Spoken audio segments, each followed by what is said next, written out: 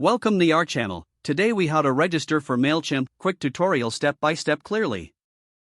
To begin, open your preferred web browser. In the address bar, type mailchimp.com and press enter. Once the Mailchimp homepage loads, locate the Sign Up Free button. Click on the Sign Up Free button to initiate the registration process. You will be prompted to enter your email address.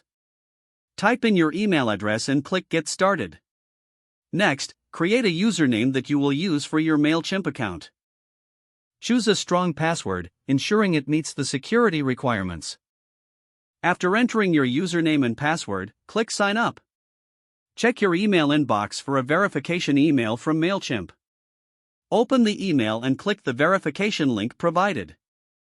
Once your email is verified, return to the Mailchimp login page. Enter your email address and password to log into your account. Upon logging in, you will be guided through a brief onboarding process. Fill in your first and last name when prompted. Next, provide information about your business or organization. After that, enter your mailing address as required. Then, specify your account preferences, including your time zone. Finally, review the terms and conditions, and click Continue. Congratulations, you are now registered with Mailchimp. Explore the dashboard to familiarize yourself with the available features.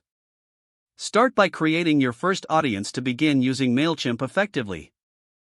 If the page does not load, refresh the browser or try again in a private or incognito window. Make sure you are using the correct email address, then retype it carefully to avoid small typos. If your password is not accepted, use the reset option and create a new strong password you can remember. Check your spam folder for verification or security emails, then complete any requested confirmation steps. Enable two-factor authentication if available to improve account security and reduce unauthorized access risk. After signing in, review your profile details so your contact information and settings are accurate and current. If you see an error message, note it down and try again after restarting your device and internet connection. Log out when you finish, especially on shared devices, to keep your account and payment information secure.